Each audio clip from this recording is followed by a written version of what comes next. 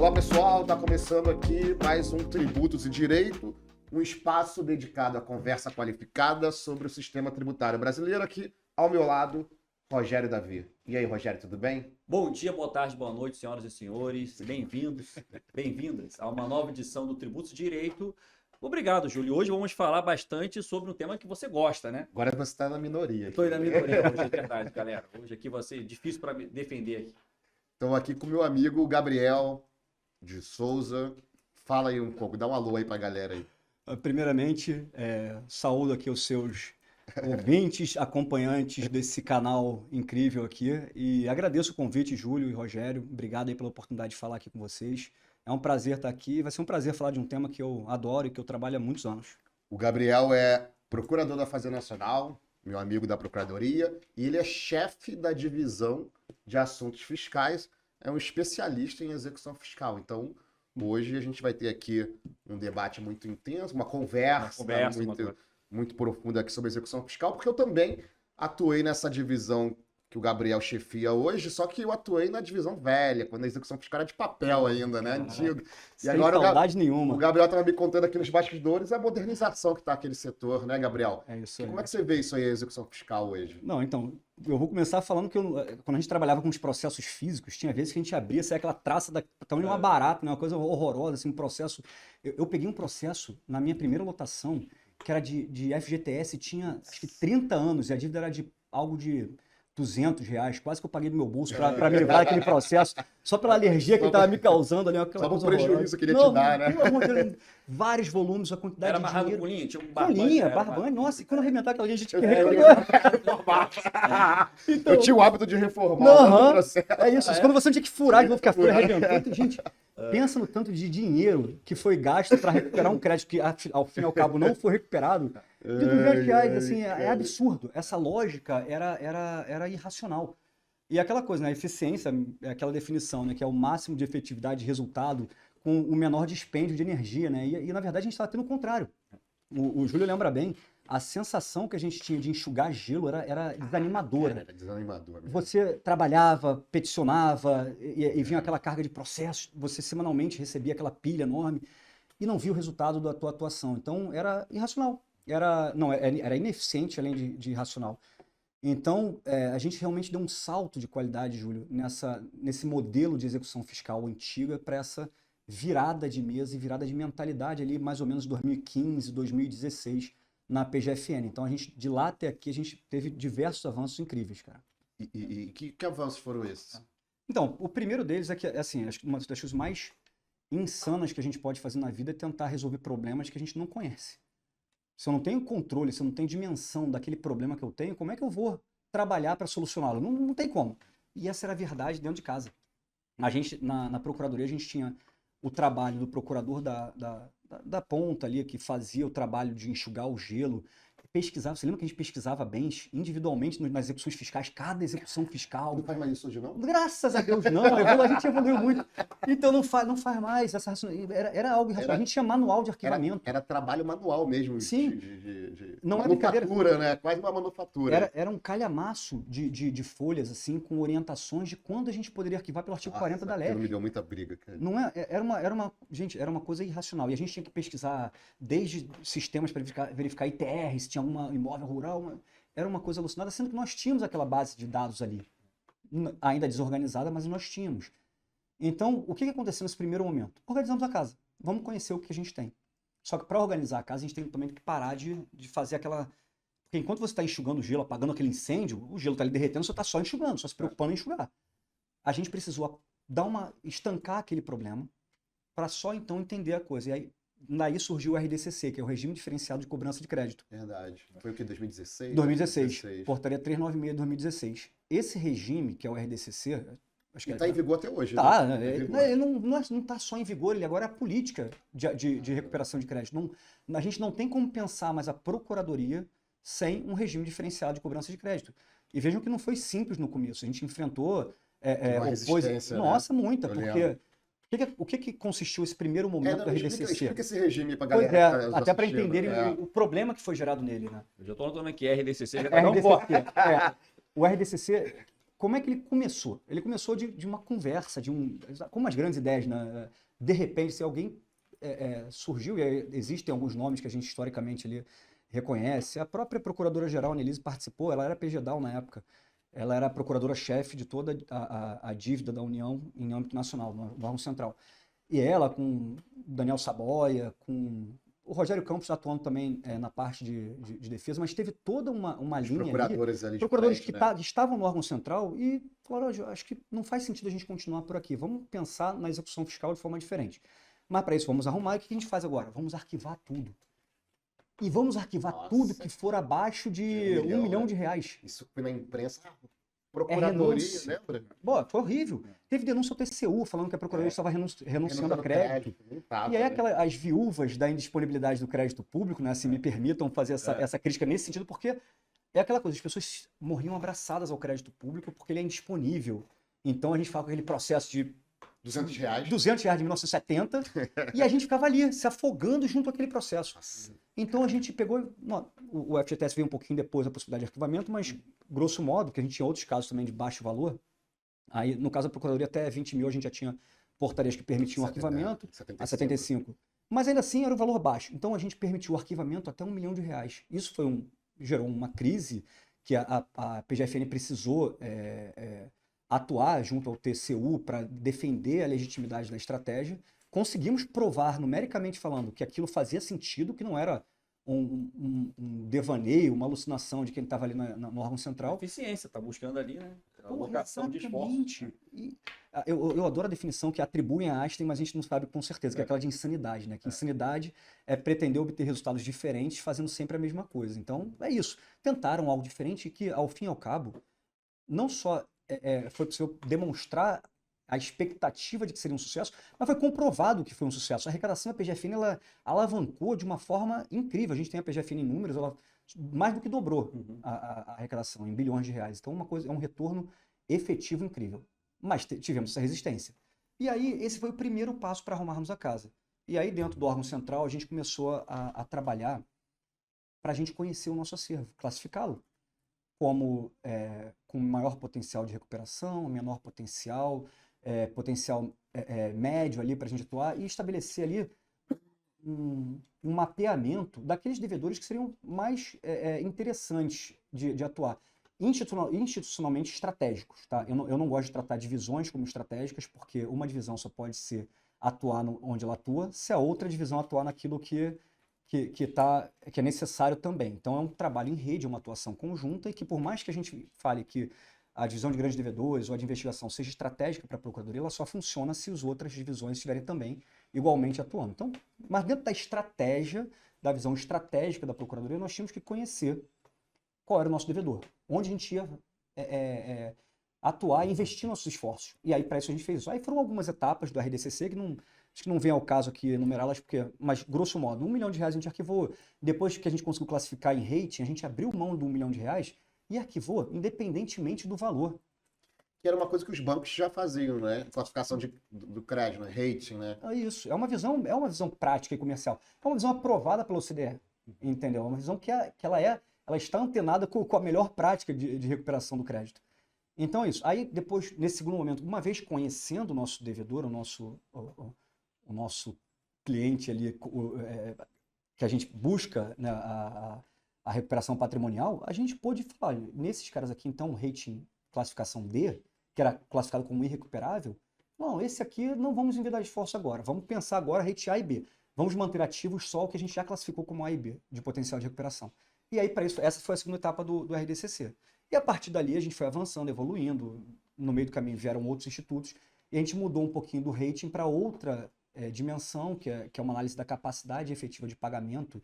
O a CAPAG, né? A CAPAG, para a gente definir algumas estratégias institucionais. Então, o RDCC, ele foi seguindo em etapas essas todas racionais e bem estruturadas e bem sedimentadas, fundamentadas tecnicamente e juridicamente também. Então, e a gente desde avançou. 2016 já tinha CAPAG? Já Não. A CAPAG, ela surgiu depois, foi a evolução. No começo a gente não tinha nada. Uhum. A gente não conhecia o nosso devedor. Eu tratava o botequim da esquina com o mesmo rigor que eu tratava uma farmacêutica. Entendeu? E isso é inadmissível. O procurador, ele não a pilha de processo estava lá e ia Uhum. indo. Não interessa quem é quem, entendeu? E aí, é isso, né? Perfeito. Essa da pilha do processo é o exemplo que eu uso também. É isso. Olha, eu não vou saber se esse processo que está aqui no meio de 150 processos físicos, aquele é o cara que eu vou recuperar. E aí, muitas vezes, eu chego naquele já sem estrutura de trabalho, tendo que, com um juiz cobrando devolução. Cara, e aí? Cara, eu lembro que o servidor falava assim, doutor Júlio, o advogado tá pedindo urgência. Aí eu falo assim, a pilha da urgência é aquela ali, ó. Cara, aquela ali é a pilha da urgência. Mas era muito Era isso, muito processo, cara. Então, e aí, bicho, essa irracionalidade, ela, graças a Deus, foi superada e hoje a nossa atuação, ela é muito estratégica.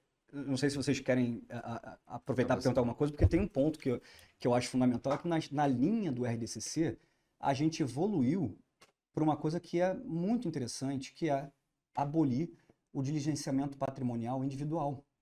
Como regra, a gente não precisa hoje fazer o diligenciamento em busca de patrimônios daquele meu devedor específico. Por quê? Porque dentro da sistemática do regime diferenciado de cobrança de crédito, a gente tem o procedimento especial de diligenciamento patrimonial. A gente adora, Ciro, né? RDCC, PADP. Já me perdi aqui. Qual é outra? PADP, mas é o PADP. procedimento especial de diligenciamento patrimonial. Que isso está previsto na portaria. Tá previsto, que é tá público, previsto. né? Sim, é público. Passar. É público. Porque faz parte, a sociedade tem todo o Tem que direito de saber, entender né? como a gente está tratando do dinheiro que é do contribuinte. Então, esse PDP, ele atua nas diversas bases de informação que nós temos na Procuradoria e ele consegue fazer um diligenciamento muito eficiente para verificar desde precatórios disponíveis a imóveis, a aluguéis recebidos, a movimentação financeira. Mas isso é pré-execução fiscal e você também comentou que isso não é individualizado. Não é individualizado não pelo grupo de contribuintes, mas individualizado pelo número de ativos que o indivíduo pode ter acesso, é isso? Não, ele não é individualizado pelo processo em que a gente está atuando. Antigamente a gente tinha que trabalhar, a gente não tinha uma base de dados em que a gente pudesse falar, olha, eu conheço esse meu devedor, o devedor Gabriel. E eu sei que, por mais que ele tenha 15 execuções fiscais, eu já pesquisei aqui, era uma coisa que era quase artesanal. Entendi. Muitas vezes a gente trabalhava com divisão por CPF ou CNPJ, era natural que aquele devedor voltasse para mim e eu tivesse conhecimento. Mas era algo quase, como eu falei, artesanal mesmo. A gente fazia ali a unha, a gente segurava o devedor tentando obter. Obviamente o resultado era pequeno dentro do que a gente E, poderia. por exemplo, hoje, um devedor que, por exemplo, tem um estabelecimento, alguma operação no Rio, mas também tem uma operação em outro estado, que é outra região, por exemplo. Vocês conseguem fazer essa identificação? E para onde que vai? Quem vai? Então, vocês unificam isso? Eu sei perfeito, a gente unifica. A gente unifica, e esse, inclusive, é um dos indicadores de atuação. A gente consegue pegar essa informação, cruzar em âmbito nacional, e aí a procuradoria responsável por aquele devedor, aquele contribuinte, então, digamos, a gente atua aqui no Rio de Janeiro, na segunda região, com estados do Rio de Janeiro e do Espírito Santo. Digamos que eu tenha um devedor que seja uma... A gente tem exemplos aí de vários grandes devedores que têm atuação em âmbito nacional. E esse devedor tem Na outra dívida? Não, mas não é por dívida, é pelo CNPJ, é o devedor agora, a gente está olhando para o devedor. Esse cara a gente vai diligenciar e digamos que eu tenho identificado uma série de terrenos desse devedor Goiás, entendeu? Eu, aqui do Rio, recebo essa informação, tá? Porque eu sou a procuradoria responsável pela execução desse devedor, e vou pedir a penhora, aí vai ser expedido carta precatória, vai ser feita toda a tramitação natural, mas eu vou fazer o pedido de penhora na minha execução fiscal em que eu escolhi, tá? Para poder fazer o pedido de penhora. Então é um olhar sobre o devedor, e a gente consegue ter uma base de dados sólida e segura que serve não apenas para fins de diligenciamento proativo em busca da recuperação do crédito, mas também para definição de estratégias de transações tributárias, tal, porque agora a gente conhece e identifica o patrimônio em âmbito nacional, a gente identifica a movimentação financeira em âmbito nacional, a gente identifica tudo o que ele tem hoje de base de patrimônio de bens ou de movimentações financeiras. Então é pelo devedor. É uma dúvida. Aí esse devedor que tem uma execução fiscal no Rio e patrimônio em Goiás, aí surge uma execução fiscal também que poderia ser ajuizado por um estabelecimento dele ou alguma outra empresa coligada.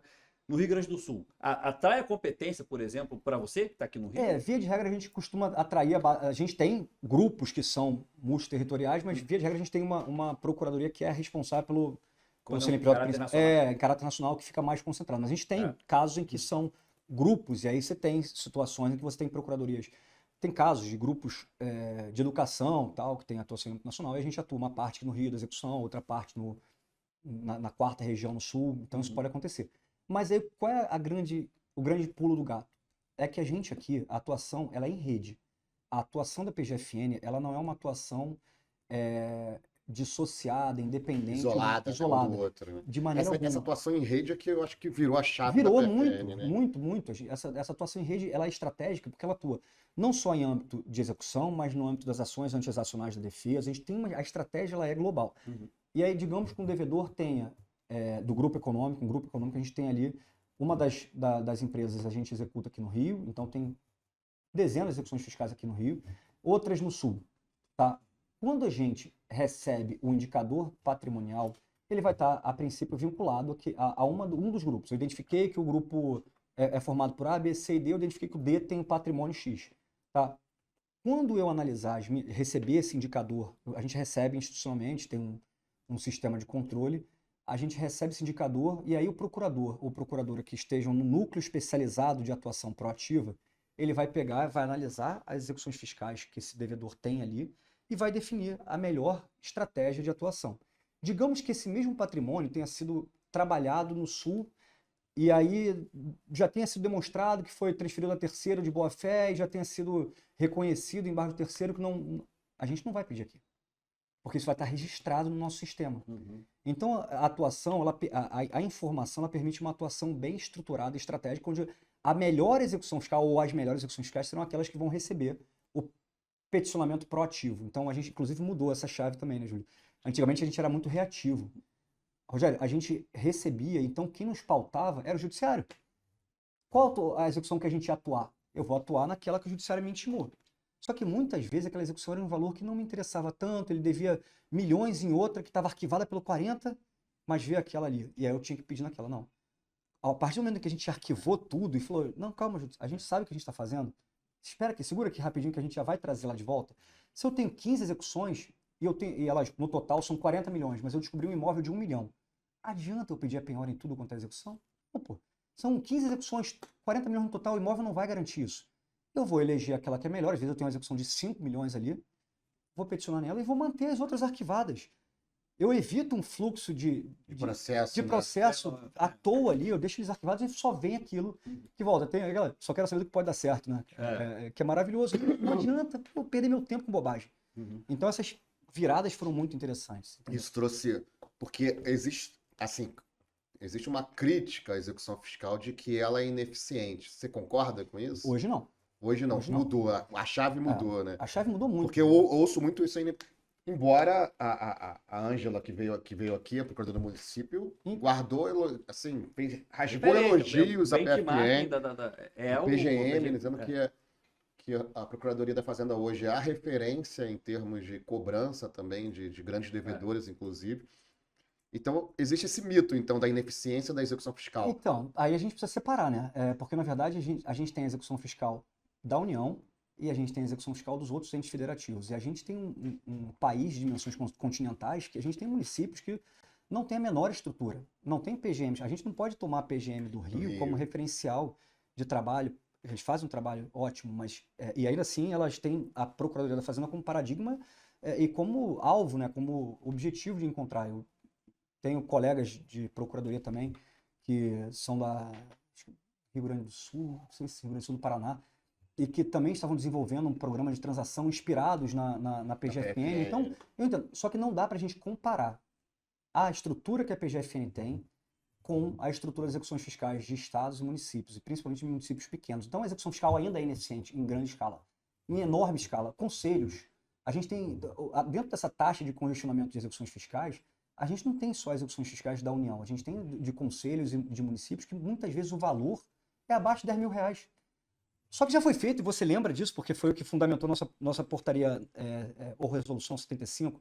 Portaria 75. Portaria 75? 2020. Isso. Que era uma portaria que permitiu o arquivamento de processos abaixo de 20 mil reais. Primeiro 10, depois atualizou para 20, né? Isso. Por quê? Porque foi feito um estudo que demonstrou que o custo total de uma execução fiscal era na época, 20 mil. 20 mil. E aí, gente, adianta você movimentar o judiciário para uma execução de 5 mil reais? Só que aí a gente tem outro problema, né? Porque a gente está mirando na eficiência mas muitas vezes a gente pode atingir um município que não tem estrutura para trabalhar desse jeito. Então, digamos que a maioria dos créditos dele seja pequeno, seja de baixo valor, e ele não tem. E aí, gente, se me permitem, dentro dessa lógica de racionalização das execuções fiscais, a gente teve ali. E aí eu acho que eu posso citar, o ministro Barroso, ele colocou como missão dele tentar equacionar essa questão das execuções fiscais e a partir disso ele avançou, inclusive, com a portaria conjunta 7 do CNJ, com a resolução 547 do CNJ. E aí, Dizia o que essa resolução? pois é, o que a portaria 7, foi uma portaria conjunta em que ela pretendia tirar de circulação execuções fiscais que já estavam extintas, ou seja por prescrição, seja por pagamento, mas que estavam circulando ali. Então, a partir daí, a gente fez, dentro dessa portaria conjunta, uma estratégia de peticionamento proativo da União, em que a gente encaminharia uma lista, tem um procedimentozinho previsto na portaria, mas grosso modo é isso. A PGFN identificaria processos aptos a serem extintos, peticionaria proativamente para a extinção e o judiciário extinguiria também em lote e a gente tiraria. Isso foi dentro do projeto Minerva a extinção. Então, a portaria 7, ela, grosso modo, buscou limpar as prateleiras do judiciário com processos que já estavam efetivamente extintos. Foi essa que também obrigou o protesto prévio ao... Não, essa é a resolução do 547. Ah, tá. E aí, essa resolução 547, que ela trouxe um pequeno problema, que na verdade, foi definido recentemente. A resolução 547, ela estabeleceu que, dentro do tema 1184, 1184, acho que foi esse, do STF, que ele discutia sobre o interesse de agir. Se haveria interesse de agir efetivo... em protestar, né? Não em protestar. Em executar execuções cujo valor de recuperação potencial eram abaixo do próprio custo da execução. Dos 20 E aí, que dentro dessa análise, o CNJ, e dentro do julgamento do tema 1184, a resolução 547 do CNJ, ela veio e disse o seguinte: olha, podem ser extintas por ausência de interesse de agir as execuções fiscais de valor até R$10 mil, observada a data do ajuizamento, que não tenham tido protesto ou hipóteses de extinção de tentativas extrapatrimoniais. E aí, extrajudiciais. Uhum. E aí, dentre elas, o protesto, basicamente o protesto, né? Basicamente protesto, mas assim, tentativas de autocomposição, chamar o contribuinte para negociar, mas tinha que ter. Porque não adiantava, a falta de estrutura tanta que você ajuizava simplesmente, não tinha tentado nada antes do contribuinte, não tinha transação, não tinha NJP, não tinha nada, não tinha protesto extrajudicial para a gente tentar fazer nada. E aí, só que a gente atirou na eficiência e atingiu municípios e conselhos, porque a maioria das execuções deles são de menor do que 10 mil. E aí surgiu uma discussão no STF, cara, eu botei aqui... Os conselhos profissionais, né? Os conselhos profissionais, isso. Isso. A gente teve agora um tema que foi o 1428, de repercussão geral, isso. Ele foi julgado em setembro de 2025, isso. Foi tão recente assim não, mas ele fixou que a resolução, ela é constitucional, porque esse caso especificamente dessa resolução, ele foi ajuizado pelo município, deixa eu ver aqui. Eu lembro que tinha essa discussão mesmo, né? Teve. Até matéria reservada, como é a legislação sobre processo, Isso. Né? Matéria legislada a lei. Ó, deixa eu ver aqui, só na minha colinha aqui, porque teve um município que questionou justamente a competência do CNJ de regulamentar a norma processual e estabelecer interesse de agir. E o STF definiu que era constitucional isso. É porque foram eles que editaram. O que eu fiz é constitucional. Ó, achei aqui a tese. O plenário formalizou, fixou formalmente as seguintes teses. As providências da Resolução 547 não usurpam, não interferem na competência tributária dos entes federativos e devem ser observados para o processamento e a extinção de execuções fiscais com base no princípio da eficiência. E é infraconstitucional e fática a controvérsia sobre o atendimento às exigências da resolução. Uhum. Tá? Dentro dessa resolução, e aí você falou do protesto, tá? Isso foi uma discussão que surgiu. Porque muitos casos a gente não tinha ali na Procuradoria ainda, Fazenda Nacional, o hábito de protestar ainda. E aí o que aconteceu? A gente não protestava, mas a gente incluía no CADIM. E aí veio uma nova resolução do CNJ, que, salvo engano... Não, tá aqui. 617 de 2025. Então, um ano mais ou menos depois da 547, veio uma complementar que diz que se tivesse no CADIM, estava suprida o requisito. Então, para a PGFN, essa resolução não trouxe prejuízo algum, ela trouxe só bons resultados. E mesmo na hipótese de extinção daqueles casos em que o juiz identificasse a incidência na resolução 547, eles nos intimavam para a gente demonstrar o potencial de recuperação daquele crédito específico. com- Agora eu não entendi uma coisa. Fala. Se tá no CADIM, não precisa protestar? Isso. Se está no cadinho, Se tá no CADIM, não precisa protestar. E olha que beleza. Isso ajuda muito os municípios menores. Uhum. Porque hoje, com um simples convênio, qualquer ente federativo nacional pode usar o CADIM. A PGFN disponibilizou. O próprio município pode enviar pro CADIM. Exatamente, basta que faça o convênio gratuito, assim, com a PGFN está tudo certo. Então, até o custo de um processo extrajudicial, custo operacional, quer dizer, a gente ali tem essa facilitação. Então, a gente consegue avançar muito, muito nessa estratégia de governança nacional, talvez se pode colocar assim, da dívida ativa em âmbito nacional. Mas o conselho também, o conselho depois ele pode ajuizar a execução dele? O conselho, então, se ele demonstrar que protestou e que não obteve sucesso, ele pode. Mesmo abaixo de 10 mil Mesmo, conselhos. pode, não é um impedimento. É um limitador para a gente ter. Exatamente, um requisito de admissibilidade ali daquele processo de dia. Né? Peraí, deixa eu ver se eu entendi. Agora, para ajudar uma execução fiscal, tem que fazer um protesto, Uma tentativa. uma tentativa extrajudicial? Tem alguma tentativa. Você tem que Cadinho. intimar o contribuinte para ele pagar, e a gente faz isso, aquela cartinha, né, Uma que da carta PGF. automática, Isso. né, de 30 dias. Registrar no cadinho a dívida do contribuinte.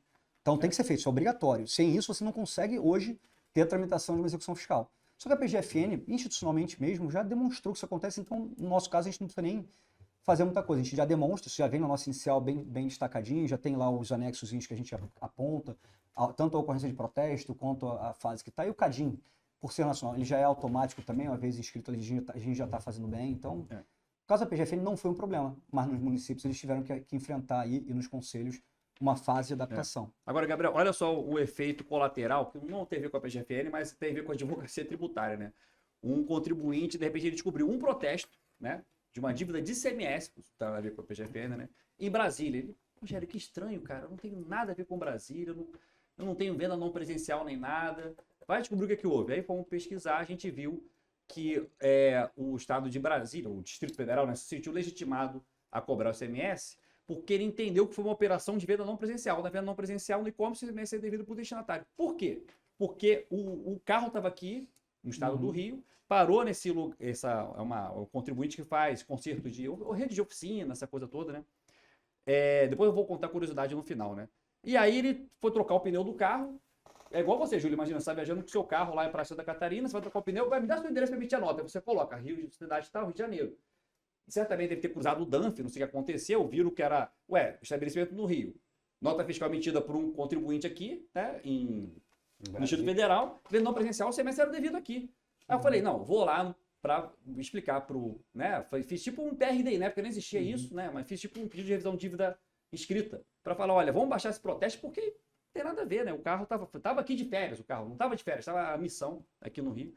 Mas, ainda assim, o setor que respondeu lá a gente, né, formalmente, veio com sabe como é que é? No direito você constrói muitos raciocínios, né, com ou sem fundamento, mas construiu um raciocínio. Não, mas a lei complementar Candia, 8796, fala que é devido no local onde está o destinatário, né, o destinatário estava aqui. Então, aí qual era o problema? Tá, vamos ajuizar o mandado de segurança, mas só que as custas judiciais do mandado de segurança são muito maior que a dívida, que era de R$900. Aí qual o detalhe? O ômega era um ômega do STJ, cara. Os que estavam aqui no Rio de Janeiro. Possivelmente o cara foi lá fazer um serviço no carro, emitiu a nota para o indivíduo, né? Então teve todo esse caos aí. Então o protesto, de alguma maneira, causa-se terror, porque nesse caso desse contribuinte, injustamente, teve que pagar lá de 900, mesmo tendo um bom direito, porque ninguém vai litigar, né? Vai gastar dinheiro com honorário de advogado, ou passagem aérea correspondente, para discutir um protesto. Porque se não fosse protesto, talvez na execução fiscal, a modus operandi antigo, né? Vai usar uma execução fiscal de R$900. Então, você teria que apresentar ali, talvez uma exceção, alguma coisa, e teria que ter uma análise de alguém julgando, né? Então, o protesto, infelizmente, eu sei que para a PGFN é diferente, mas para algumas procuradorias acontecem essas barberagens, né? E não foi nem má fé, principalmente para cruzamento de dump mesmo. Então, é uma curiosidade que hoje em dia o contribuinte tem que estar preocupado quando ele for atender um cliente seu que bota o endereço de outro estado, ficar duplamente preocupado, né? Se de repente depois não vai vir uma cobrança dessa, né? Eu imagino que a solução para um caso como esse seja realmente, você falou que apresentou um PRDI, né? É tipo um PRDI. E teve algum sucesso? Ou ali não, porque isso é antes até da pandemia, então tipo assim, não porque, tinha um PRDI formalizado mesmo. Eu suponho assim, que eu acho que aquela coisa não é jogar o sofá fora que vai resolver o problema. Então eu acho talvez que essa questão justamente multiterritorialidade dos lançamentos. A gente, no âmbito da Fazenda, isso não é uma questão, porque realmente a gente protesta no domicílio tributário do contribuinte, então fica mais fácil para ele que a gente trabalhe no âmbito nacional.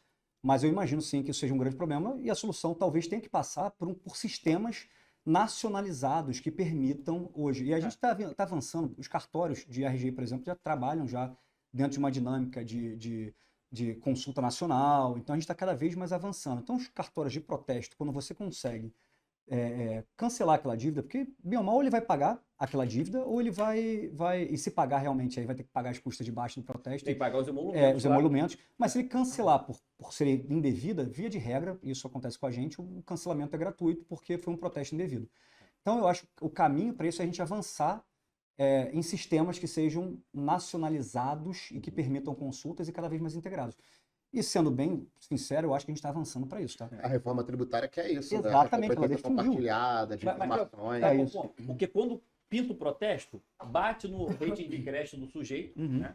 E aí automaticamente ele fica desesperado. Não é o primeiro caso não, teve um caso também de uma empresa que fez uma exposição no município, aí você tem que pegar o alvará para fazer aquela exposição, né?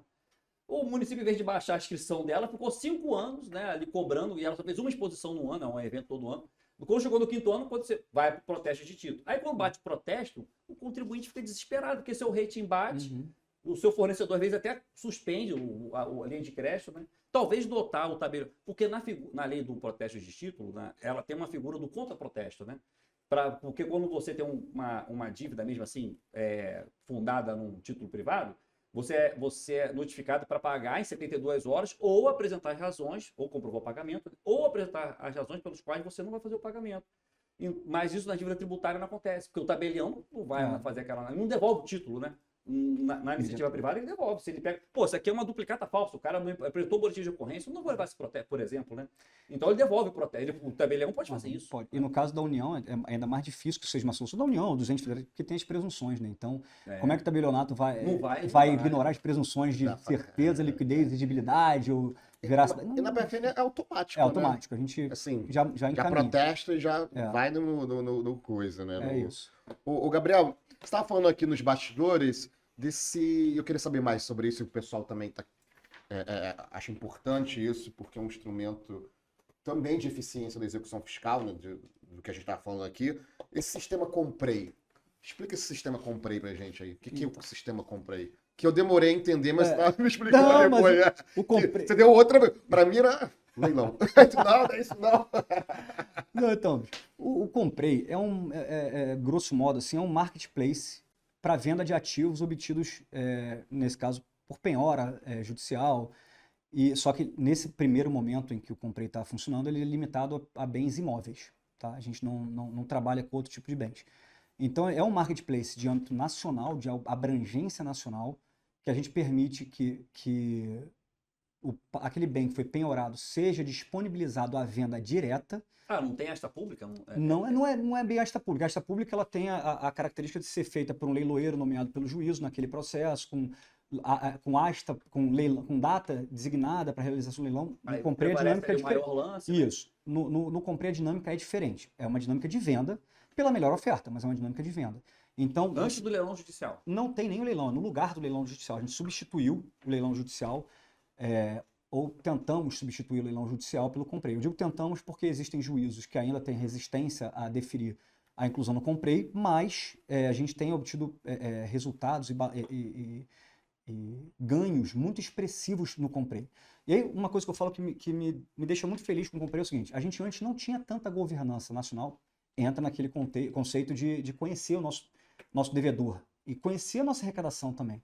Eu não vou lembrar qual foi o colega, eu tive um colega que falou assim: a gente é ótimo para cobrar e péssimo para receber. Entendeu? Porque a gente cobra, a gente sabe, nossa execução está lá linda e na hora de receber. O leilão, gente, assim, a gente já se deparou com você... Cara, eu acho que eu nunca vi um leilão terminar. É isso.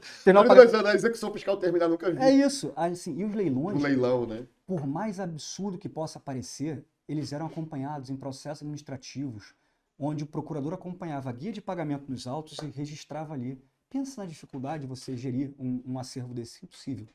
De novo, entra na questão da eficiência. Nós não éramos tão eficientes quanto gostaríamos. Éramos eficientes dando o que era possível à época, mas precisamos melhorar. E o Comprei, ele trouxe para a gente a governança dos nossos dados e dos nossos ativos passíveis de recuperação, ativos que são viáveis para viabilizar a recuperação do crédito. Então, assim, se eu tenho hoje mapeado, dentro do Comprei, bilhões de reais que são aptos a viabilizar a recuperação de crédito. Então, não é mais uma hipótese de quanto a gente tem de leilão, eu não sei, agora a gente sabe ali, mapeado que nós temos, sei lá, eu não vou saber de cabeça agora, mas 20 bilhões em patrimônio já penhorado e em vias de ser disponibilizado à venda. Mas o juiz que defere, assim, O juiz tem que deferir. seria seria como se o credor estivesse vendendo privadamente aquele É bem? exatamente isso. É a venda direta, é a venda privada do bem. Nós, credores, estamos usando o CPC para viabilizar, a partir da previsão da possibilidade de venda direta, a venda direta. Só que por esse marketplace. E esse marketplace, Rogério, ele permite, cara, que a gente saia de uma esfera local de asta pública. Eu não estou nem dizendo que todo leiloeiro tem limitação local, porque tem grandes leiloeiros que conseguem ter... Mas era aquele leiloeiro. Agora eu consigo disponibilizar a venda desse imóvel para qualquer leiloeiro cadastrado no Comprei e para qualquer corretor dentro da sua base territorial. Então o indivíduo não pode fazer Isso que eu lance, ia tem que ser perguntar, através de um leiloeiro? Não pode chegar lá na internet e comprar o Não, imóvel. você faz. O imóvel está público lá. Ele consta público, mas ele está público dentro de um link vinculado A um ao leiloeiro. Mas são vários links. E esses links, eles não ficam nem em ordem de quem apresentou primeiro, não. Eles vão... Nosso sistema ele superou essa realidade, porque aí uma curiosidade. A gente começou a perceber que existiam leiloeiros e players, no geral, corretores, que tinham automações que faziam com que eles identificassem decisões deferindo o Comprei e já apresentassem o link online. Isso fazia com que ele ficasse primeiro na fila ali.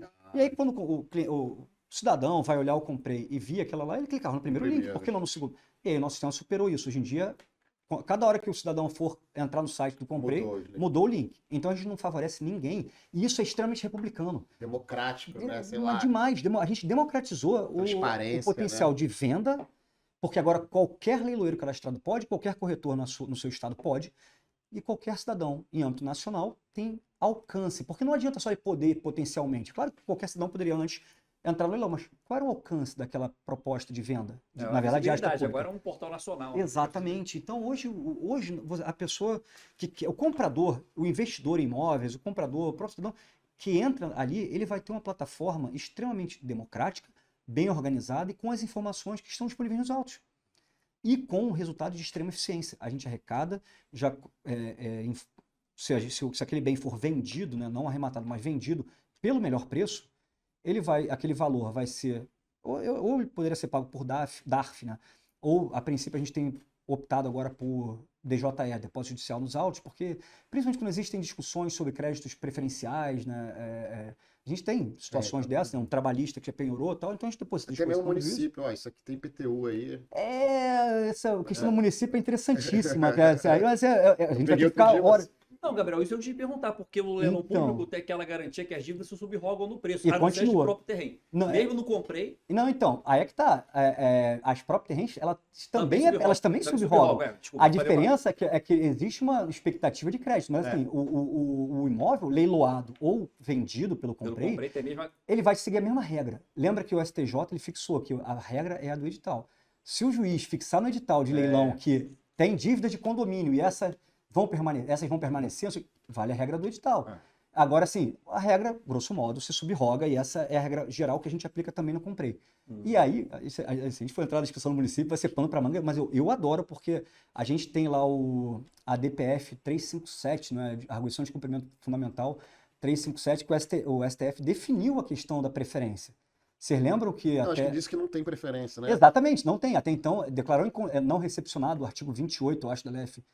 Não sei se é 28 que permite, também, depois a gente... Ele disse que não tem mais preferência. Por quê? Porque a União tinha preferência. Tinha preferência. Por força da LF, tinha preferência. E o STF declarou que isso não foi recepcionado na DPF 357. Então a preferência é quem chegou primeiro. Então, primeiro grau, que é a regra do CPC. E aí que vem, muitas vezes o município vem e fala assim, olha, eu tenho crédito de IPTU, que é próprio terreno. Aí ela fala, olha, calma aí, vamos respirar. Obrigação próprio terreno acompanha o bem em caso de alienação e tudo mais, mas nesse caso uma aquisição originária, por leilão ou por compra dentro de uma venda direta autorizada por juízo. Então, meu amigo, não é bem a obrigação próprio terreno que vai definir, é a regra da ordem de penhora.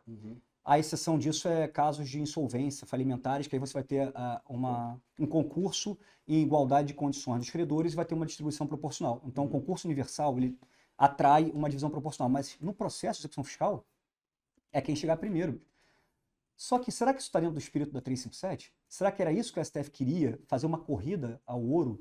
Entendeu? E será que essa corrida ao ouro está sendo justa? Será? E eu falando isso como procurador da Fazenda. Porque a União tem, em tese, com todo esse sistema que a Exatamente. gente tem mais capacidade de pegar Então, aquele bem. vocês conseguem entender que isso vira quase um esquema robinhoodiano às avessas, onde o que tem mais estrutura é aquele que vai chegar primeiro e que vai ter a preferência até o limite do seu crédito? Isso, para mim, é algo que a gente tem que pensar no direito, tem que debater, principalmente por uma questão que a gente está avançando na reforma do consumo, em que você estimula a interoperabilidade, a cooperação efetiva, né? Não mais o ideal de cooperação, mas a cooperação efetiva entre os entes e o compartilhamento efetivo de dados. Aí, como é que a gente fala isso hoje e insiste ainda numa corrida? Será que esse é o melhor para a federação? Será que de fato é melhor que eu privilegie, e aqui eu estou falando como Gabriel, não como chefe da Procuradoria, mas será que é o que a gente tem que pensar? Será que é o ideal para a gente falar assim, olha, então a PGFN chegou primeiro, mas o município lá do interior do Rio que tem um crédito que para ele faria uma diferença enorme. Não, mas ele não chegou, ele chegou atrasado, ele nem sabia da existência desse crédito. Será que é o ideal? Então é algo que a gente tem que amadurecer. Essa questão do federalismo é interessante. Sim, o federalismo de cooperação é algo que a gente tem que implementar de fato, tá? Do ponto de vista acadêmico, a gente tem que avançar muito. E do ponto de vista processual, a gente tem que avançar também, na minha opinião, muito embora, como procurador da Fazenda, eu insista que a gente tem uma questão hoje definida pelo STF, que é a ordem de preferência na penhora. Então, não adianta me dizer que a obrigação é próprio terreno, que ela... Gente... Chegou primeiro, chegou primeiro, sobrou, vai para o segundo. Uhum. E nós temos casos de provimento em que o município entrou, e isso é muito comum lá, por isso que é um tema que me atrai. Os municípios têm entrado. Tem entrado reiteradamente. Muitas Tipo assim, vezes... a PGFN leva leilão, Isso. mas você está com a penhora de segundo grau. Aí o município vai querer se subrogar no produto da... Exatamente. Aí fala que no valor meu produto é 20 milhões, a venda foi feita por 30 milhões, ele quer 20 milhões. Não, de jeito nenhum. Primeiro porque eu cheguei primeiro, então é meu. Se a minha dívida for de 40, eu tô aqui. Se a minha dívida for, no pior cenário, a distribuição tem que ser proporcional, jamais o valor absoluto por ser próprio terreno. Entendeu? Então, isso é uma discussão que para mim, tem que amadurecer muito, especialmente pela reforma tributária, que trouxe essa realidade de compartilhamento. Então, será que faz sentido a gente compartilhar tudo e ainda assim, o que for mais rápido, levar tudo? Ainda mais nesse caso da reforma tributária, que os municípios estão perdendo poder, né? É isso. Tá ficando cada vez mais centralizado. Ô Gabriel, eu tô com medo do tempo acabar, mas eu quero ouvir, cara, eu quero ouvir aquela história que eu te perguntei dos bastidores, o que vocês foram fazer lá? Ah, cara. Lá no assentamento? Era um assentamento, era uma ocupação. Mas foi a PFN oficialmente. A Procuradoria foi lá. Olha, explica aí. Poucas coisas nos trazem, poucas coisas nos trazem tanta felicidade quanto ver o resultado prático do que é a recuperação do crédito. Vamos botar isso em coisa. Porque a gente vê ali muitos números, muitos valores, o que é, ao fim e ao cabo, o que a gente está fazendo. A gente não vê as pessoas, Exatamente, a gente não vê as pessoas. Mas ao fim e ao cabo, a recuperação do crédito, e o nosso amigo João, ele costumava falar muito isso, né, o João Grunier, ele falava que recuperação do crédito, dinheiro obtido na recuperação do crédito, é comida na mesa do cidadão brasileiro. Segurança pública, hospital, é resultado fático, mas a gente não vê isso. A gente faz uma transação tributária, uma coisa linda, recupera a empresa, a gente não conheceu um trabalhador daquela empresa. Nesse caso, a gente foi, não sei se o Rogério está sabendo, a gente foi fazer uma visita institucional ao MST, a um assentamento do MST em Campos, tá? Uma ocupação. E a gente foi a convite da COFUND, acho que COFUND, que é a Comissão de Assuntos Fundiários do Tribunal de Justiça do Rio de Janeiro. Por quê? Porque Campos, a gente sabe ali que tem um histórico de conflitos fundiários e tal. Ao ter a invasão, você tem uma série de desdobramentos. O TJ tem um setor disso? Tem. O nosso TRF também. A gente tem. Discussão de assuntos fundiários, assuntos de terra, a gente tem várias... e aí, grosso modo, você suspende o processo que você está discutindo e vai trazer para cá, para outro ambiente de debate, para tentar achar uma solução para aquele conflito. Se não for possível, eu retorno. Então, eu já fiz algumas audiências dessas. O juiz responsável, ele convocou, solicitou a nossa presença, né? E ele formalmente nos fez um convite, não foi nem uma convocação, foi um convite para que a gente participasse da visita ao assentamento para esclarecermos alguns pontos, porque a União, como credora do proprietário dessa terra, nós somos credores e nós penhoramos aquela fazenda, aquele imóvel. Então, a União, a princípio, ela tem expectativa, seja por alienação, por leilão, seja por alienação pelo comprei, de obter a venda daquele imóvel e, com isso, a satisfação do crédito, que é um patrimônio do contribuinte. Só que é um imóvel que tem uma sensibilidade social agora grande, ele está ocupado por pessoas, estão famílias morando ali, naquele momento, até que haja uma definição. O MST envolvido, uma série de situações, o INCRA tendo demonstrado um interesse institucional A reforma agrária ali naquele imóvel para a reforma agrária. E aí surgem alguns detalhes muito interessantes que nos colocaram dentro do protagonismo dessa estratégia, dessa situação fundiária. O decreto Terra da Gente, o decreto que institui o programa Terra da Gente, é um decreto presidencial, salvo engano, 11.995. Ele previu uma situação que é linda, que é o seguinte: a gente, por muito tempo, e você deve saber bem, questão de devedores que são devedores e são grandes proprietários de áreas extensas de terras em campos, usinas e tudo mais, muitas vezes a gente não conseguia recuperar. Eram fazendas de pouco, não são tão, imóveis dessa proporção, às vezes não são fáceis, são facilmente vendidos, não tem muita liquidez, é aquele processo ficar se arrastando, tudo mais. E aí, só que eles também não podiam muitas vezes ser objeto de reforma agrária. Por quê? Se é porque a legislação criou um óbice à utilização de imóveis invadidos para a reforma agrária. Então, quando o MST invade uma terra, ela é colocada em quarentena, ela não pode ser objeto nem de avaliação, tem umas discussões em torno disso, seja porque o INCRA não tinha orçamento para efetuar o pagamento, porque a ação de desapropriação, para fins de reforma agrária, você tem que ter depósito prévio, como qualquer ação de desapropriação. O INCRA não tinha esse orçamento, não tinha essa estrutura, então a União tinha, de um lado, o seu INCRA querendo, do outro lado, o seu braço jurídico credor da dívida, que muitas vezes eram valores muito maiores, e eles não se comunicavam. INCRA tem interesse, fazendo que eu quero arrecadar. Como é que funcionava assim uma transferência orçamentária? Esse decreto que é do governo, nesse momento aqui, do governo Lula, que foi feito, então sem propaganda, mas é um dado, ele veio com a intenção de viabilizar a transferência patrimonial desse imóvel via adjudicação. Então, veja bem, não é desapropriação, é uma adjudicação. E a adjudicação, como vocês bem sabem, certamente sua audiência também sabe, é uma forma de satisfação ou de amortização da dívida por meio da apropriação pelo credor de um patrimônio do devedor. Então, a União demonstra interesse, pede a adjudicação daquele imóvel, obtém aquele imóvel e transfere, destina para o INCRA, já é da União. A gente tem essa visão global da União como um todo, não só como INCRA, não só como PGFN, e de que a arrecadação, por mais que a Fazenda Nacional não obtenha o ingresso no Tesouro Nacional daquele valor, ele vai amortizar. Digamos que a Fazenda seja 20 milhões. Ele vai amortizar na sua dívida 20 milhões e vai transferir sem que o INCRA precise transferir para a União esse valor. Sem que o INCRA precise... trocar do bolso esquerdo por direito. Vamos racionalizar. Exatamente. É isso. Aí, tem uma coisa que falar o óbvio é ingrato muitas vezes, né? Mas é necessário. E é isso que você falou, trocar do bolso esquerdo por direito, e não saía.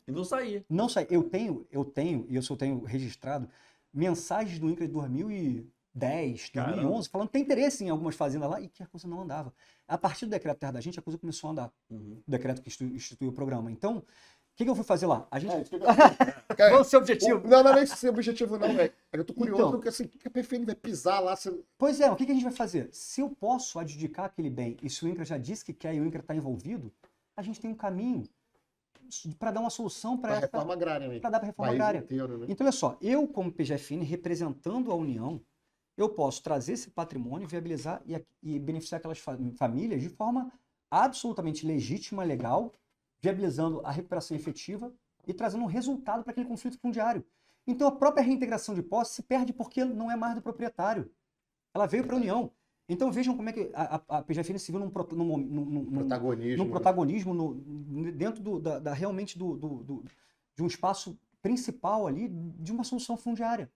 Isso é incrível. Então, a gente está, em âmbito nacional, a nossa coordenadoria de recuperação de crédito e FGTS, ela nos trouxe essa missão de organizar localmente o patrimônio que era passível de adjudicação para fins de reforma agrária. Então a gente fez isso no Rio, a gente fez isso em várias regiões do Brasil, entendeu? Então está muito interessante. E aí eu fui lá para quê? Porque eles queriam conversar e saber em que pé andavam as medidas da PGFN, as atuações processuais, qual era a nossa expectativa de adjudicar aquele bem. E a gente tem caminhos também, e aí só me permitam esse acréscimo, que são consensuais, né? Hoje Uma em dia, transação e tudo. exatamente. Se o devedor concorda em oferecer aquele bem para transação, amortizando a sua dívida a partir de uma avaliação que foi feita pelo INCRA ou pelo próprio devedor, mas uma avaliação que nós verificamos a rigidez Justa, né? correta, a gente vai, dentro do escopo negocial da transação, inclusive considerando descontos e tudo mais, a gente vai amortizar, mas aquele bem vai ser imediatamente transferido O INCRA. para a União e depois para o INCRA. E, gente, isso aí, e vocês são advogados, vocês sabem bem disso, o júri procurador sabe bem disso também, ainda mais em segunda instância, o tanto que um processo demora. A adjudicação, ela não transfere, por mais que ela seja deferida, ela não é uma transferência imediata de propriedade. Se aquele imóvel continuar em litígio por qualquer motivo, porque a parte apelou para dizer que aquele crédito era indevido, porque um terceiro embargante... Não, isso eu me pergunto, isso eu te perguntar. Aí quando tem um município lá cobrando por uma dívida de, sei lá, IPTU, por exemplo, penhorou esse mesmo imóvel. Porque na adjudicação, o INCRA, tudo bem, não vai ter o desembolso, mas o município... Sim. Então só pode ter penhora de primeiro grau, ou se vocês conseguiram fazer um arranjo ali, mesmo que tendo penhora trabalhista, outras penhoras... a gente Não, consegue- a princípio, quando tem alguma coisa que inviabiliza, a gente não pode, Adjudicar, né? não pode. A adjudicação ela só pode ser, nossa, a penhora está ali, tanto é que a gente avalia muito para ver se ela está rígida, mas assim, em relação à repartição, eu não digo nem em termos de valores exclusivos do município, eu digo uma questão, a repartição constitucional da arrecadação tributária. Imposto de renda vai ter uma parte do município, digamos que a seja imposto de renda. Como é que faz essa repartição? Mas é de interesse nacional esses Você vê que a gente vai descontos. pensando, né, Júlio? Mas peraí, é verdade. Exatamente. Quando você faz a adjudicação, é um Aham. valor, 20 milhões. Esses Aham. 20 milhões teria que entrar Tá no no tesouro, Aham, e ele teria que 50% ir para os estados e municípios. isso. Como é que faz isso? Não faz. Não, Mais um mas tá poder previsto. tirado dos municípios Não, e dos então, estados. mas é de interesse. Aí essa é a discussão, é de interesse, não é? Qual é o ponto? Não quer dizer que eles não vão ter. Isso vai solucionar uma questão com o diário estadual, por exemplo. Então é uma política nacional. Não é só Mas federativa. aí é a Então, União que está centralizando. mas né? não tem uma recuperação daquele crédito imediato. Mas sim, mas tem. A gente tem umas discussões. Mas tal qual acontece com transação do Simples Nacional, que também é uma... A gente já teve essa solução, então a legislação já prevê essa solução. Nós podemos transacionar o Simples. Isso foi discutido no começo, lembra? Porque eu também tenho a repartição. Como é que eu estou transacionando? O próprio Simples, sendo a Exatamente. gestão pela União, né? É isso. Então a gente tem, em âmbito federativo, esse é um papel da União, cuidar da política fundiária, cuidar da recuperação, e a adjudicação é uma das formas. Então, só que é um ponto interessante, Olha entendeu? é uma colcha de É isso, retalho. Você vai muito, vendo, cara, e se muito. for dívida de RPJ? Não, aí tem repasse. Aí se tiver uma penhora de segundo grau do município, ou do credor trabalhista, e agora? Cara, É isso. complicado. Mas internamente a PFN tem essa política já de adjudicação. Não foi Tem. no caso isolado do juiz que Não, conseguiu lá. não é. Não, de maneira alguma. Ela é uma política institucional. Inclusive, a gente já tem um caso de sucesso, que é uma transação na quinta região, que fez uma transação, foi até publicada, tudo mais, que ela conseguiu já fazer a destinação de um imóvel para reforma agrária em transação tributária. Decisão judicial a gente ainda não tinha obtido definindo a adjudicação, a gente conseguiu aqui no Rio. Tá? A gente tem decisão judicial definindo já a adjudicação em primeiro grau, mas em casos em que a gente pode obter uma solução negocial mais rápida, porque está com litígio de alta complexidade ali e tal, mas a gente tem caminho ainda negocial para avançar. Então, eu acho que a gente tem espaço para avançar, e eu acho que talvez em 10 anos a gente veja o resultado dessa política com muito, muito sucesso, Júlio. Eu acho Cara, isso aí é a mesmo. solução para a reforma agrária, cara. Porque eu lembro que quando eu estava atuando na execução fiscal de papel, o juiz mandava penhorar um terreno lá, a gente não queria, porque não tem liquidez. Exato. É isso. Mas para assentamentos que muitas vezes serve. E aí a gente tem esse caminho, não só da gente indagar o INCRA se há interesse, mas também do INCRA, que já acompanha terrenos de lotes, né, que são terras que são aptas à reforma agrária, eles já nos apontam também. Então isso faz com que haja uma atuação. Então você tem essa iniciativa. Olha, penhorei uma área aqui de um devedor tributário. INCRA, você tem interesse? Isso, fazemos isso também. É uma orientação que a gente definiu na DIAF, isso dentro dessa política, para a gente acompanhar e não deixar passar isso, porque o Júlio tem toda razão. Muitas vezes a gente vive, esse imóvel não serve para nada, para a gente não consegue vender, entendeu? Mas pode ser útil para uma reforma agrária. Então, quem vai dizer é o INCRA, é a União por meio do INCRA, mas vai ser o INCRA. Então, gente, é um caminho belíssimo para a gente trazer uma solução para conflitos fundiários que são graves na história do nosso país, né? Não de agora, são questões históricas. A gente pode tentar aqui, no mínimo, se não resolver, porque a gente não tem nenhuma expectativa de resolver uma coisa tão grande, mas de amenizar ali o sofrimento. E aqui, um Quem detalhe. teve essa ideia? O Quem? juiz do processo já Não, a gente que pediu. A ideia é o quê? de adjudicar e transferir para A gente, não, a gente, pô. A União. Cara, acho A União. que sinistro, assim, do tipo, Aham. a mudança que a PGFN está proporcionando na Então. sociedade. Não, mas o próprio Gabriel falou, o INCRA já ficava dando essa Exatamente. provocação, né? E o INCRA tem participação relevantíssima, tanto a PGF, a Procuradoria-Geral Federal, a representação do INCRA nesse sentido, eles foram muito importantes. E aí a gente teve presidente do INCRA, a gente teve advogados da União, procuradores federais que atuaram, e dentro também da lógica PGFN, a gente atuou em conjunto para desenvolver esse decreto. E depois teve um parecer do ministro Messias também, então a gente teve ali um avanço institucional múltiplo. Então, é o que eu falo, grandes resultados não são nunca a atuação de uma instituição só ou de uma pessoa só.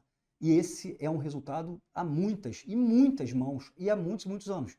Entendeu? E nesse momento houve ali o contexto político favorável e o decreto foi aprovado e a PGFN está em conjunto com o INCRA, atuando de mãos dadas, gente, aqui fazendo todo o meu reconhecimento ao trabalho que o INCRA tem desenvolvido. O nosso diálogo institucional é muito positivo, mas muito, muito, de um jeito assim que é gratificante ver, e a gente atua desse jeito. Ou eles nos provocam, ou nós os provocamos, e de qualquer forma a gente fica ali dentro de uma estratégia conjunta.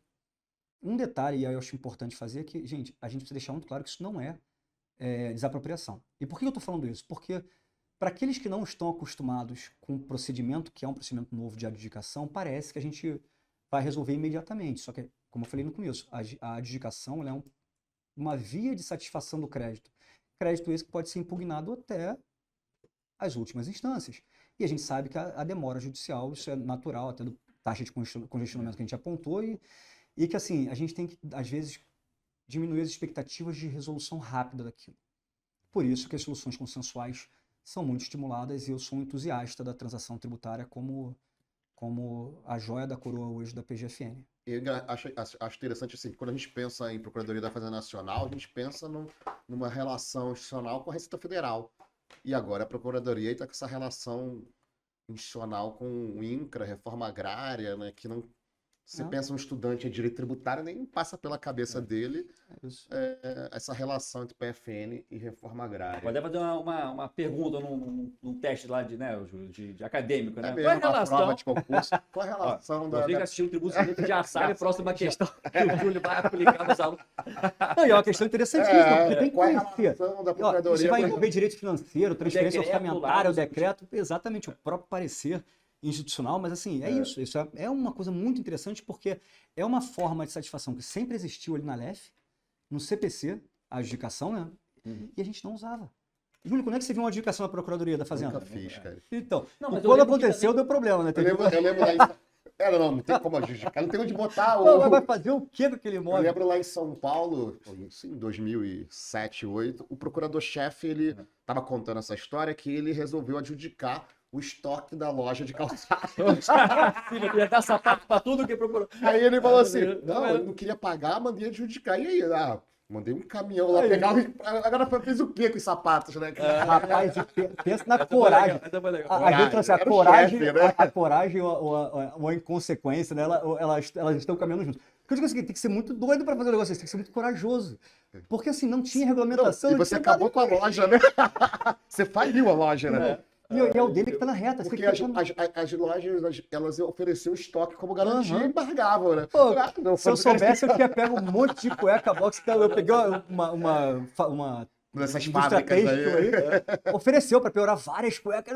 Pô, podia distribuir cueca Pô, não dá, cara. Não Uma dá, doideira, não né? dá. E assim, mas eu digo, tem imóveis, às vezes, que podem ser de interesse. Às vezes você tem um imóvel... O Júlio sabe bem, a gente teve sede da Procuradoria ali, de seccionais, que eram pavorosas. Tinham sim. inundação, invasão de rato, uma coisa assim, insalubre. E às vezes você está naquela cidade ali e aparece um imóvel no devedor e fala, opa, pode ser nova. Nova sede, né? E isso não era tão possível. E agora, tem essa questão aí do interesse público, foi muito bem regulamentado e a gente está avançando muito. E aí foi extremamente gratificante. Tem uma coisa que eu falo só para a gente entender a gravidade daquilo ali. Muitas vezes a discussão sobre terras, eu acho importante deixar até claro isso para a audiência, porque a gente está vendo um momento muito polarizado, né? Sim. As pessoas estão enlouquecendo, os vieses políticos estão interferindo em julgamentos humanos e humanitários mesmo. Então, assim, as pessoas falam muito, o MST criminaliza o movimento. Eu não estou aqui para discutir sobre o MST, eu estou aqui para discutir sobre pessoa. Visitar um assentamento, e por isso foi importante estar lá também, ele humaniza a visão. Porque, assim, nesse dia, eu fiz uma viagem pela Procuradoria, eu fui com um carro, e levei meu filho para acompanhar a visita. A gente até almoçou lá, foi uma comida maravilhosa. Ganhou, assim, uma abóbora, um abacaxi de plantação, as pessoas super simples, vivendo em tendas, num calor absurdo. Mas, assim, o meu filho passou mal, eu ia para outro lugar também, então eu estava de férias nessa viagem, eu acabei indo, ou era meu último dia de trabalho, eu ia de férias, só ia emendar. Eu acabei indo para o Espírito Santo, eu fui de carro, levei meu cachorro também. Meu cachorro passou mal com o calor daquele lugar em céu aberto. E aí as pessoas olham para uma ocupação e, ao criminalizar, ignoram que existem seres humanos ali sofrendo e sentindo. Então, não é para dizer que vamos aqui enaltecer, não é esse o ponto. É para esquecer o ponto político da discussão e entender que, ao definir uma solução dessa multifacetada, você resolve a vida de pessoas. São pessoas que estão ali sofrendo. Um animal de estimação passou mal num lugar em que vivem senhoras de 70 anos. Ninguém está ali porque quer, gente. Não adianta a gente falar que as pessoas estão sofrendo ali porque eu quero derrubar o governo, quero melhorar. As pessoas estão ali lutando por uma visão de mundo. Certo ou errado, eu não estou entrando nisso, mas estão ali lutando.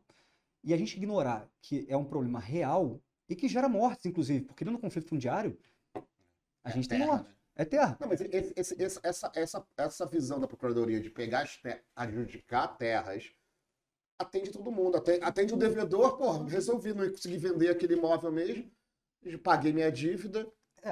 Às vezes o interesse do devedor ele entra em conflito, porque A não ser que ele acha que não deve. Né? Não, nem por isso. Muitas vezes ele arrendou aquele imóvel, tem um terceiro, tá tendo ganho ali. Aí não dá para adjudicar. Né? Não dá. Dá? O contrato de arrendamento ele segue os limites do principal, então ele não impede uma transferência de propriedade, entendeu? Entendi. Eu quero dizer que muitas vezes existem interesses conflitantes, até às vezes para demorar com o processo, porque ele continue ganhando arrendamento. Tem uma produção lá, eventualmente, que foi produzida e tem que ser colhida, uma produção agrícola ali já em vias de ser colhida. Então, a gente tem diversas possibilidades de haver um conflito entre o devedor. Mas, sem dúvida alguma, e aí eu afirmo categoricamente, por mais que não exista um interesse consonante entre credor e devedor, certamente ele existe entre credor, Instituto da Reforma Agrária, movimentos sociais e seres humanos. Ponto. O devedor, com todo o respeito do mundo, não pode se perpetuar com uma dívida ainda ativa, porque aí, né, o Júlio tem o Solidariedade, que é um livro que ele me presenteou uma vez. A gente não pode ignorar que o dever de solidariedade tributária ele é de todos. Não adianta. O sonegador, seja ele voluntário ou involuntário, o sonegador quanto mais, ou o próprio o sonegador que o fez de forma de boa fé, sabe? Ele ainda assim, ao descumprir o dever de solidariedade tributária, ele deixa de recolher aos cofres públicos uma coisa que é fundamental, a manutenção do próprio Estado. Então, assim, não dá para a gente olhar esse devedor com uma propriedade enorme ali, recolhendo os frutos da sua propriedade, enquanto que a União, Estados e municípios se veem prejudicados na sua arrecadação. Isso não existe. Então, atende interesse social, não tenho a menor dúvida disso. Entendeu? Então, eu acho linda essa política, acho maravilhosa. Gabriel, a gente está com o nosso tempo estourado, hein? Posso fazer uma última Eu falei que o Gabriel fala pra caramba. Esse é meu normal. Sentar aqui, botar uma cervejinha, a gente vai sentar e vai tomar até amanhã. Essa é uma ideia do Rogério. Bota uma artesanal aqui. Alguém quiser patrocinar aqui o podcast, vem pra cá. Quando tiver a estreia do patrocinador aqui, a gente bota uma cervejinha. O Rogério fala isso toda hora. Porra, a gente podia gravar cervejinha uma quinta-noite, um happy hour. Tá gravando no dia útil, por segunda-feira. Segunda-feira, né? Fala aí, Rogério. Então, Gabriel, esse tema da securitização, né, que vira e mexe, volta e tudo. é a solução? Ou você poderia qualificar o trabalho do procurador? Porque a securitização a gente acha assim, acabou o PGFN. Claro que não, né? Pelo contrário, vai exercer outro papel, tão importante quanto. Né? Então, Rogério, eu não vejo mais sentido na securitização. A gente discutir securitização antes da mudança de estratégia da Procuradoria faria algum sentido. Por quê? Porque a gente cobrava tudo e o devedor com capacidade de pagamento melhor do mundo ficava ali perdido. A gente sabe que a securitização ela passa por diversos níveis de o que vai ser securitizado, vai ser o bom, recuperável, né? vai ser quem vai cobrar, exatamente, quem vai pegar o podre para quanto vai pagar no podre. Só que agora, com a estratégia da Procuradoria, que é racional e bem estruturada, não tem porquê o devedor, vamos dizer, o adquirente, o securitizador, né? Securitizador? Fala o quê? Acho que é. A pessoa que comprar... A pessoa que comprar, né? Ele vai fazer o quê, cara? Ele vai fazer a mesma coisa que a gente faz hoje. Talvez ele ligue um pouco mais para o cliente para perturbar, mas assim, hoje não dá mais para uma pessoa, e aí não importa hoje se ele deve 20, se ele deve 30, se ele deve 40 salários mínimos, se ele deve 1 milhão, 2 milhões, 10 milhões. Se ele tiver movimentação financeira, se ele tiver patrimônio, a gente vai achar. A gente não só vai achar, como vai atuar processualmente falando. Então hoje não interessa, não é do interesse público que eu digo, securitizar, porque a gente vai perder a recuperação, porque ninguém vai securitizar pelo mesmo preço, obviamente, dentro da própria estratégia da securitização, vai ter lá um deságio. Para que esse deságio hoje? O que justifica hoje esse deságio? Vai ser, na minha opinião, uma espécie de renúncia, porque se a gente tem hoje uma ferramenta para cobrar 100%, que está sendo eficiente, está arrecadando, e a gente vai vender por 50%, aquele ativo da União, não vejo sentido, não vejo sentido. Não que seja obstado para sempre, não, a gente sempre pode dialogar, talvez aquilo que realmente não interessa, pode ser alguém Duvido, que... alguém Exatamente. Quer o rating desse, exatamente. Ele não quer, né? Ele Não, quer o A e B. Vou te contar os Não, bastidores. mas até pode ter quem queira. Não, faz sentido, eu vou te explicar. Entendeu? Porque Mas você não tem aquele Não, crédito mas não vai ser... mas tudo reside no deságio. tudo reside no deságio. A questão é, a gente tem interesse hoje em que a gente abra mão desse, porque o rating, a classificação, e aí, Rogério, isso aqui é importante, ela é mutável.